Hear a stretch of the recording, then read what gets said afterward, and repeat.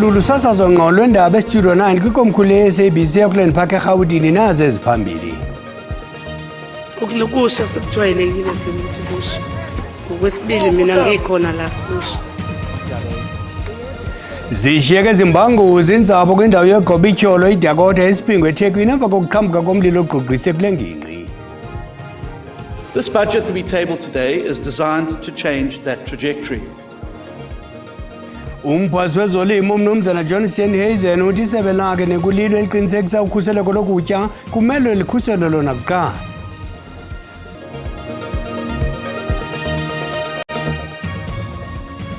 Inkosi Mazole isicaka sithambile ndingaphosanga amaseko mandikawule ndiwarhuqa.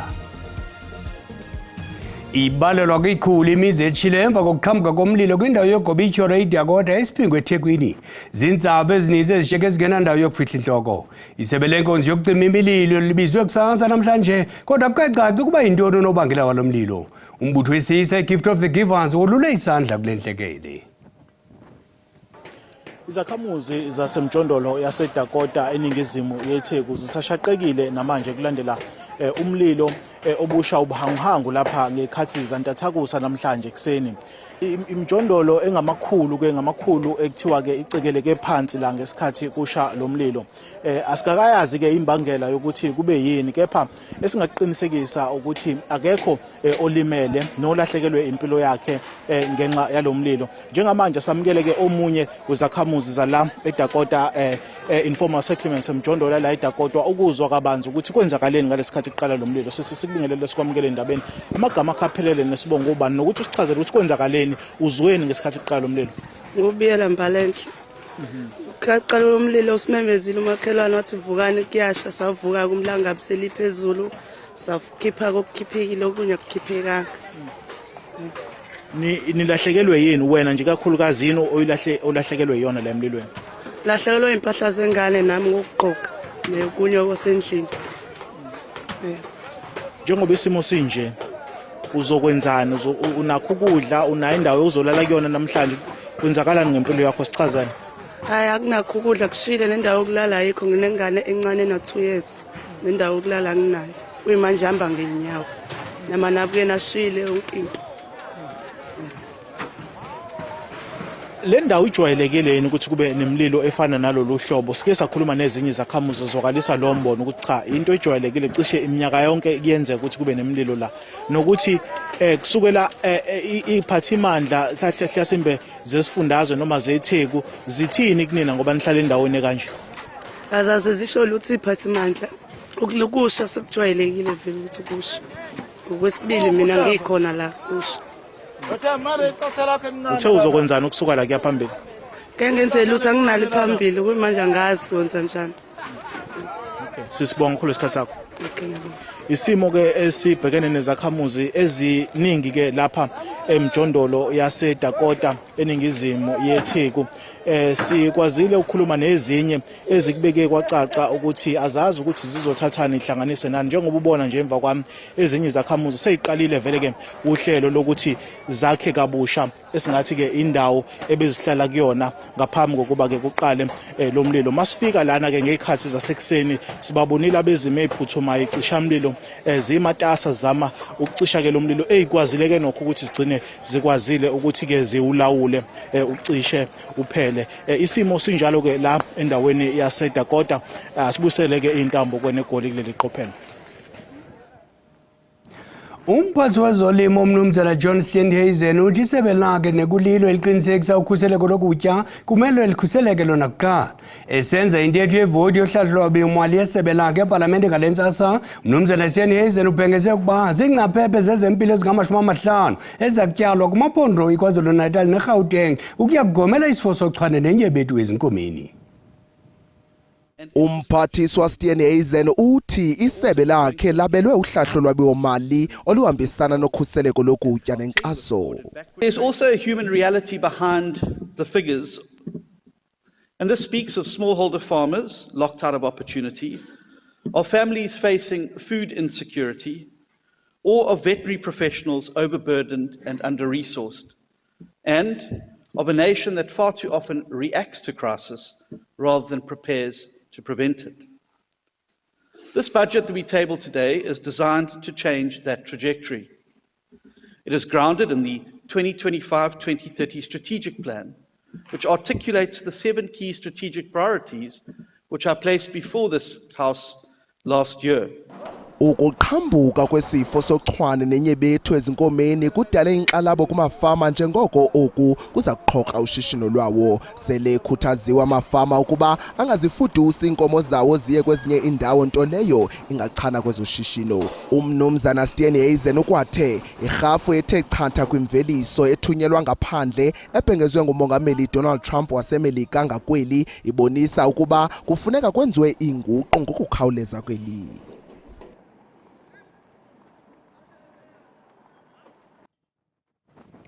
Lithabathisile kwakhona ityala lotyhola ngokuqala ukhushululo ngoJulayi 2021 uBongikazi Khanyile kwinkundla engingqi yaseThekwini.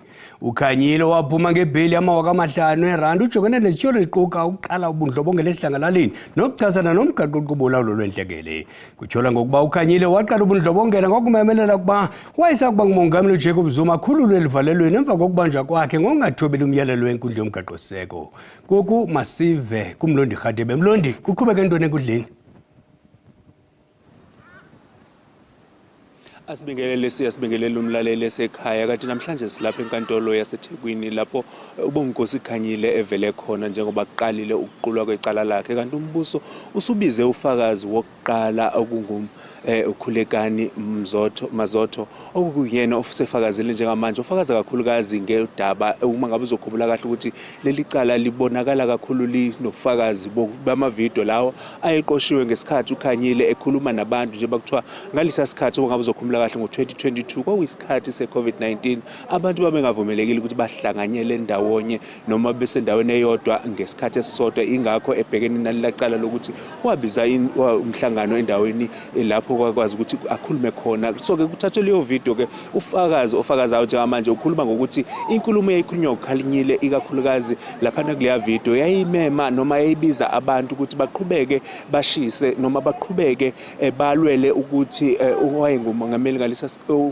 owayengumongameli ubaba uJacob Zuma adedelwe ejele njengoba sikhumbula kahle ukuthi-ke ingalisa sikhathi ayeboshwe ngaso ngesikhathi kwenzeka konke lokhu nokwathi kamuva uma ngabe-ke lecala liqhubeka kwase kuvela ukuthi-ke abantu abaningi ababekade bezibandakanye kuleya nto eyayenzeka noma ababezibandakanya kuleya lokwashiswa kwezinto nokubulawa kwempahla ikakhulukazi lapha KwaZulu Natal nakhona eGauteng nokwagcina kushona abantu lapha abangu300. Kanti-ke uyambona uBongikazi Khanyile kanye noza kwabo exoxa njengoba engaphandle ngebhayili ka5,000 wamarandi. Kanti-ke leli cala selithe lathatha isikhathi eside ngoba uzokhumbula ukuthi lenzeka ngo-2022 njengamanje ima kutholakala ukuthi-ke kube isikhathi sokuthi liqulwe icala. Kanti-ke ziningi izinto ebeziyimbangela zokuthi leli cala libambezeleke njengoba ezinye zazo naye uKhanyile bekade ekhona ngoba ukhona lapho kwakufanele afike khona ngoMashi kuzoqala ukuqulwa kwecala kodwa akazange azafike. Wafika ngosuku olulandelayo nakhona lapho-ke kwazanye ukuthi-ke ibhayili yakhe ithathwe inkantolo kodwa-ke wakwazi ukuthi a-aplayele ukuthi ibhayili yakhe ingathathwa inkantolo. Kanti-ke sizolalela ubufakazi ebuqhubekayo enkantolo namhlanje ukuzwa kabanzi ukuthi-ke ngabe lamavidiyo atolikwa utolika ngabe abika kona kodwa-ke uma ngabe ummeli kaBongikazi Khanyile okungusizwe ecele uzama ngayo yonke indlela ukuthi-ke kuvele ukuthi-ke kwakungaba khona omunye umlayezo ongavela kulawo mavidiyo ngaphandle kwale nkulumo ebhalwe noma etolikwe ufakazi wombuso ofakazayo namhlanje. Asibisele izintambo ngakuwe studio siya. Chochubeko Bhungane leyo intatheli yethu uMlondi Rhadebe.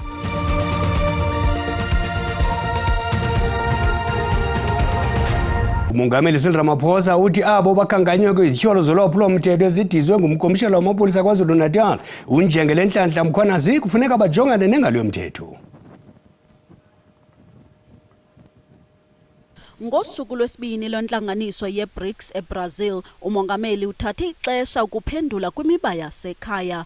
Oko ke kuquka izityholo ezidizwe ngumkhwanazi ngokumelene nomphathiswa wenkonzo yesipolisa uSenzo Mchunu kunye namanye amagosa phezulu atyholwa nawo. It is a matter that I will be dealing with when I get home. I will need to look at it more closely and have a thoroughgoing discussion with a number of people, and thereafter there will be a clear way forward. Ukujolisa kwinkomfa aye kuyo ye-BRICS, umongameli uthi le nkomfa iqhube ngempumelelo. We've had a really successful BRICS summit here in Brazil. President Lula, President of the Republic of Brazil, organized this summit rather excellently. Ukanti kumba wezigrogriso zokohlwaya amazwe angamalungu e-BRICS ngumongameli waseMelika uDonald Trump zokuba ophula imigaqo ye-BRICS kunye nezizwe ezisekela lamazwe ngomyinge ka-10% entlawulo zorhwebo emva kokuba bagxeke indlela zika-Trump zoshishino. uRamaphosa uthi oku akufanele kukhathaze okanye kuphazamise imiphumela emihle ethathwe kule ntlanganiso.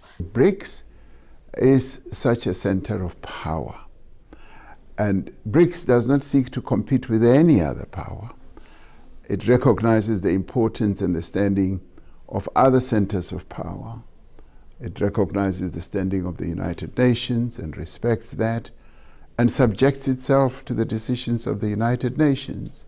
Eliqela liphinde laxhasa ukwandiswa kwamalungu angena kwi-BRICS New Development Bank nabandakanya i-Algeria njengelungu elitsha. Njengoko eli lizilele ukusweleka kobesakuba ngusekela mongameli weli umfi David Dabede Mabuza, abanye bamkhumbula ngokuba ngomnye wabantu abadlala indima kwisivumelwano soxolo eSouth Sudan. Mnumzana Mabuza watyunjwa njengenxalenye yeqhiza elikhethekileyo lalithunywe eJuba. Owayesakuba ngusekela mongameli weli David Mabuza wayezimisele ekufumaneni uxolo olungenasiphelo, uzinzo kunye nophuhliso lwakumZantsi Sudan. UMzantsi Sudan wafumana inkululeko yawo ngonyaka ka-2011 kodwa iselilizwe elijamene nokruthakrutwano. It's quite comforting to note that the level of readiness to form the government of national unity within all the parties is at an acceptable level. Wahlala kwizithebe zengxoxo neenkokheli zezopolitiko, amalungu emibutho yozakuzo kwakunye nabo babandakanyekayo kwiingxoxo zokuzisa izivumelwano zoxolo. Our internally displaced and refugees in terms of relief of by food items and non-food items, and is making further pledges to help us in finalizing the last steps before we can form the revitalize the government before the end of 100 days. So this has been a very good day and is laying a foundation for other countries to follow suit. iPitoli isaqhuba ke ukunceda undlunkulu waseSudan iJuba nanjengoko kumana kuqhambuka umbhodamo kolalizwe ngamaxesha athile. This visit will show that South Africa and as the chair of the AU high-level panel, which is called the C5, will have shown the will and political will of African leaders to provide support to the peace process in South Sudan. Uvoto ebekudala lujonge ngamehlo bomvu olwacingiselwe ukubanjwa ngoDisemba unyaka ophelileyo luhlehliselwe unyaka 2026. Iqhiza lophanda ngezityholo zocalucalulo ngokobuhlanga kwabantsundu abanikeza iinkonzo zezempilo lifumanise ucalucalulo ngokobuhlanga kwiinkampani ze-medical aid kuquka ubuqhophololo, inkcitho nokuxhatshazwa. Umphathi wezempilo uGqirha Aaron Motsoaledi uthi okubekwe elubala ingxelo yoluphando kuyaxhalabisa kwaye baza kuthabatha amanyathelo. Lamalungu amathathu elasekwa ngonyaka ka-2019 eliphanda ngomgaqo-nkqubo ka-Section 59 likhuphe ingxelo yalo yokugqibela ePitoli izolo. Ibeke elubala lengxelo ukuba imeko imaxongo kwintsebenzo yabagqithisa ngeenkonzo zezempilo nentamisa ucalucalulo lumandla ngakumagosa ezempilo antsundu ngebala.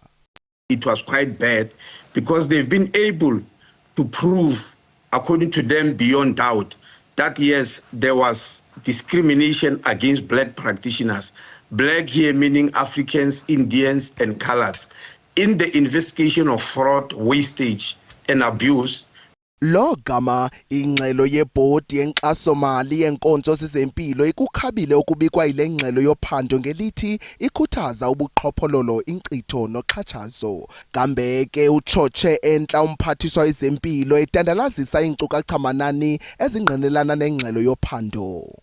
The medical schemes in 2022 collected a total of 218.4 billion.